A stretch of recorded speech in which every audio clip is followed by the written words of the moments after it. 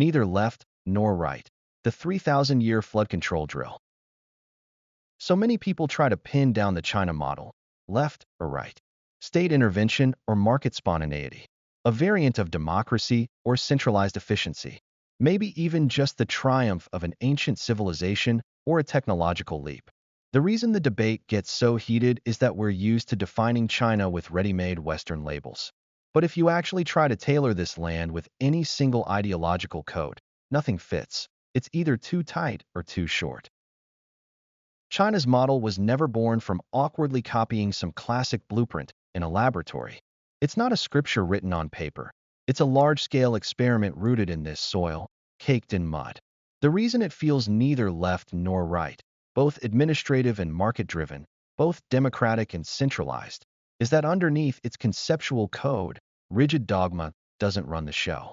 What pulses there is a primordial logic that has sustained the Chinese for thousands of years. Existence is everything, and everything serves existence. We stitched the 2,000-year-old skeleton of the imperial commandery system into the modern incentive machinery of officialdom. We dismantled cutting-edge economic models and plugged them into the bodies of millions of small and micro businesses. The Chinese never chase theoretical purity. We chase tangible results. Let's talk about the state and the market. In Western economics, these two are sworn enemies, the kind that want to destroy each other on sight. Western economics has gone through 4 stages. First came classical economics, led of course by Adam Smith. He saw government as a distant patriarch. Let the kids work things out, and the invisible hand will handle it all. Then came David Ricardo with comparative advantage, arguing that traders are the smartest people around and will automatically allocate resources, so the government should just stay out of the way. This school also included Say and Malthus. Their common ground was an almost religious faith in the market. In their eyes, government was at best useless and at worst harmful. The best government was a night watchman that taxed the least and said the least. The classical code ran on the Western system for decades and eventually drove the whole car into a ditch. You've probably heard the textbook story about capitalists dumping milk into rivers while the poor starved. That was what happened when absolute market faith ran into a dead end. Do you really think those capitalists enjoyed watching their money go up in flames? It broke their hearts. But in an era with no administrative guardrails, they had no choice. That's the fatal flaw of classical economics. The invisible hand had its grip around everyone's throat. When the Great Depression hit in 1929, the world realized the classical playbook was finished. That's when Keynes burst onto the scene with his general theory of employment, interest, and money. The core logic: if the market can't fix things, let's see what a government backstop can do. Here, I need to correct a common claim. Some people say China is practicing Keynesianism. That's a sign they understand neither China nor Keynes. To put it bluntly, Keynesianism is the doctor in the ICU, a patch for classical economics, designed to kick in after you're already on the operating table. How much of China's model actually looks like that? By the 1970s, the Keynesian program had been running for half a century and hit its own bug. Every Western country crashed head-on into a wall called stagflation, economic stagnation plus soaring prices. In simple terms, government power had become too strong.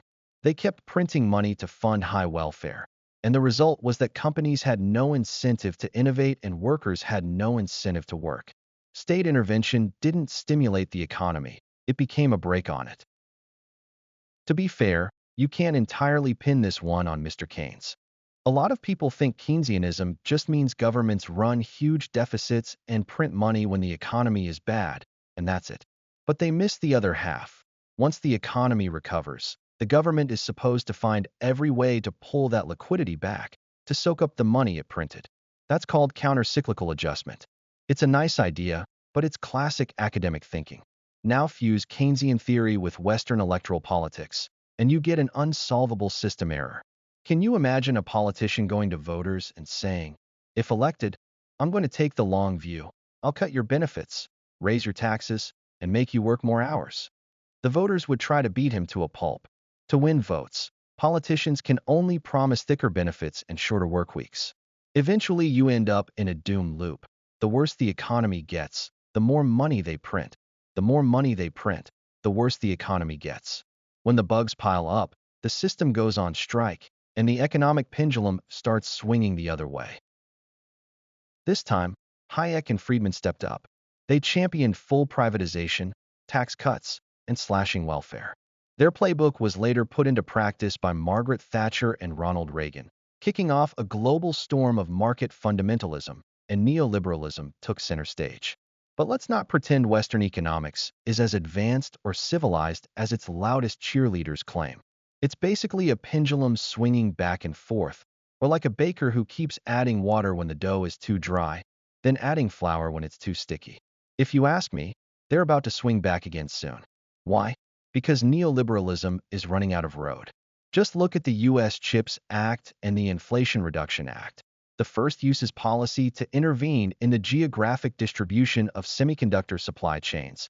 The second locks the new energy industry inside North America with subsidies.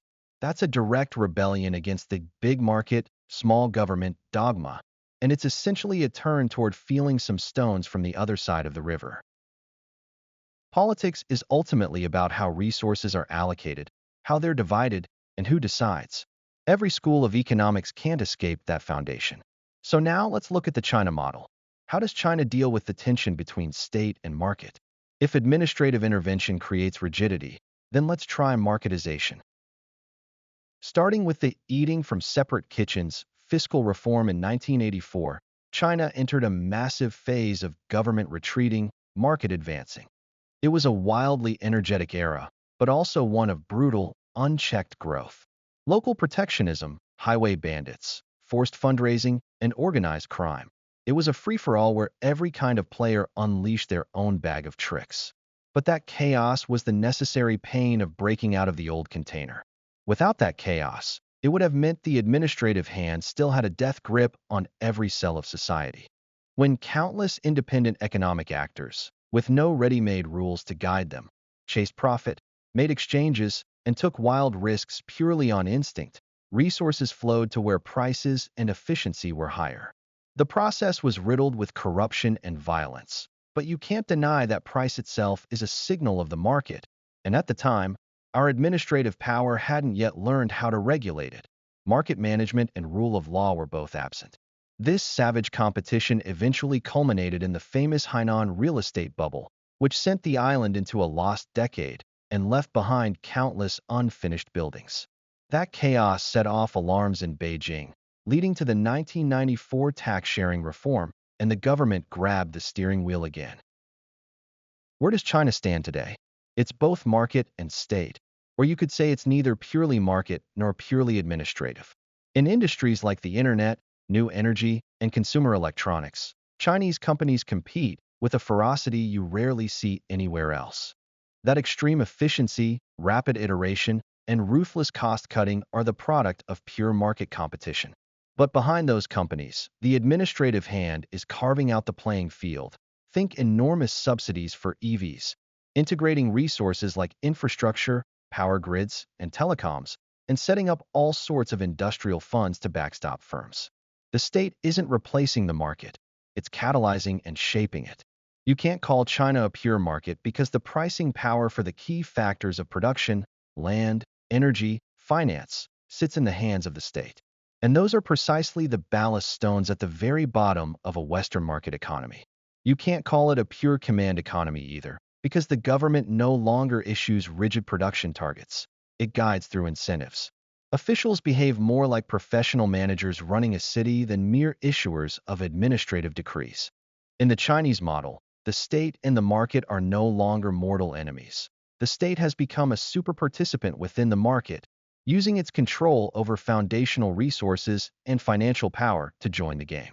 Its logic isn't profit maximization, it's sovereignty maximization and security maximization.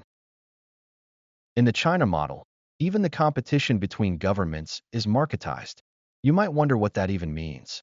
The economist Stephen Chung introduced the theory of county-level competition in his book The Economic System of China, and he called it the most efficient system in human history. The idea's core is this. Think of every county government as a giant shopping mall disguised in an administrative coat. Through the tax-sharing system, Local governments get a slice of the VAT generated by companies that settle there. It's like a mall not charging fixed rent, but taking a cut of sales revenue. The better a company's business does, the more revenue the county earns. So, to help its tenants make more money, that county-level property management team busts its back to provide services, paving roads, connecting power, even personally helping companies get permits and recruit workers. This creates a fiercely competitive market across China's 2,000-plus county-level units. Why? Companies have legs. If your county's policies are bad or your fees are too high, they'll literally walk away. This horizontal competition forces local officials to think like entrepreneurs. The rise of Kunshan is a classic case of county-level competition. In its early years, to snatch foreign investment from right under the noses of Shanghai and Suzhou, the Kunshan government put absolutely everything on the line. When the central government gave no money, Kunshan tightened its own belt and funded a development zone on its own. Kunshan officials would memorize hundreds of pages of industry briefs to court investors, and they'd even pick them up at the airport in the middle of the night and get the deal signed on the spot. That competitive pressure helped Kunshan muscle its way from an agricultural county into the world's notebook computer manufacturing base. The breakout of Chaosian County in Shandong follows the same logic, just from the ground up. When local authorities spotted farmers spontaneously starting to make Hanfu clothing and wood crafts, the county government didn't swoop in to tax them. It rushed to help, building industrial parks, pooling logistics and delivery, and even inviting experts to teach farmers e-commerce skills. By providing public services, the local government nurtured a scattered collection of small workshops into an industrial cluster that now dominates the national market. Western economists often turn a blind eye to the unique features of the China model, but that hasn't stopped Chinese economists from thinking deeply. From Zheng Yongnian's market and state, to Qianing Yi's fiscal federalism with Chinese characteristics, to Stephen Chung's county-level competition, and Lan Xiaohuan's widely read book In the Midst of Things. All these big thinkers are essentially arguing the same thing. In China, state and market have never been fire and water enemies. They are deeply intertwined partners with fully aligned interests. So, where does this model, this deep fusion of market and state, actually come from? In an era when wholesale westernization and Western centrism held sway, many dismissed ancient Chinese thought as worthless. But if we're going to ask whether ancient China had economics, we need to start with the word economy itself. In the Chinese context, the term for economy, jingji, unmistakably points to ordering the world and benefiting the people. It's a grand political and philosophical concept about governing the state and saving the common people. It isn't about studying how to make money. It's about studying how to allocate resources, stabilize prices, and build waterworks to achieve long-term peace and order.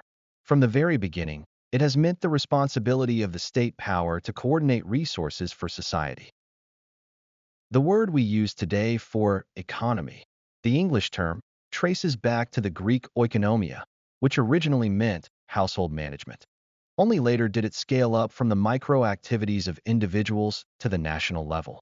You can already see from the etymology that the Western version of economics is, at its root, about efficiency and private gain. Later, when Japanese scholars were translating this concept, they plucked the lofty phrase jingji, ordering the world and benefiting the people, from ancient Chinese texts and strapped it onto economic. This created a fundamental divergence in how East and West understand the very idea.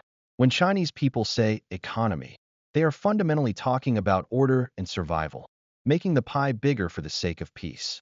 When Westerners say it, they're thinking about wealth and efficiency, how to divide the pie for the sake of surplus. From this angle, China's conception of economics was far ahead in scope. Max Weber once dismissed China as a civilization too rational and moral, yet too sentimental and materially driven. In the eyes of Weber, Adam Smith, and even Hegel, ancient China had no economics. Why? Because by their standards, any learning that doesn't talk about private property, doesn't do the accounting, and can't be separated from political power is just statecraft, not economics. That's textbook Western arrogance, isn't it? In the 7th century BC, Guanzhong wrote the famous Guanzi, introducing the concept of balancing light and heavy. A theory for how the government could manipulate grain and money supply to control prices, crush speculators, and even wage trade wars to weaken rival states. 300 years later, the Greek Xenophon wrote the Economicus, considered the first Western treatise on economics, and its core content taught slave owners how to manage an estate and motivate slaves. After him, Aristotle separated household management from the art of acquiring wealth. If we strictly apply that Western standard of wealth acquisition, ancient China had a study for that too. Though less well known, it's called the Art of Tao Zhu. The Book of Sui recorded a text called The Principle of Ji Ran in 15 volumes, supposedly written by the merchant ancestor Fan Li, documenting his teacher Ji Ran's doctrines. It was also known as the Fanzi Ji Ran, but after the Tang and Song dynasties, it was lost to history. Fortunately, Sima Qian preserved some fragments in the records of the Grand Historian. In the chapter, The Biographies of Usurers, it says, "Know that when there is war, you must prepare weapons. Know what materials each season requires, and you will grasp the conditions of all goods and their fluctuations." In other words, if you know a war is coming, you stockpile arms, understand the seasonal demand for goods, and you'll naturally read the commodity markets. The next line is even more striking. In a drought, prepare your boats. In a flood, prepare your carts. That needs no translation, right? Centuries later, a figure who's been turned into a near-mythic investing deity said something remarkably similar, and speculators practically worship him for it.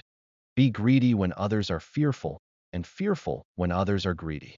In modern finance, there's a technical term for that, contrarian investing. But the ancient Chinese text, after laying out the contrarian playbook, finally reveals its real message. This is not just a trick for personal wealth. The ultimate concern is that the ruler must understand these principles to control the market. If the price of rice is too high, city dwellers can't survive. If it's too low, farmers go bankrupt. So the ruler must intervene to stabilize rice prices. Western economics ends at the number of individual wealth. Chinese economics ends at the piece of 10,000 lamps burning in 10,000 homes. So why did Eastern and Western economics diverge so dramatically? There's a hypothesis called the hydraulic society, or the water management state. The deepest logic of Chinese society originates in the tradition of flood control. As an agrarian civilization, individuals were powerless before the colossal rivers that cut across the land. To tame these rivers and survive, we had no choice but to build a complete social compact, ceding a portion of individual rights to construct a stable, cooperative system. Europe, by contrast, presented a different slice, a marginal, fractured peninsular civilization. The extreme mobility of people, combined with a geography that shattered space, determined that the early soil for a unified empire simply didn't exist there.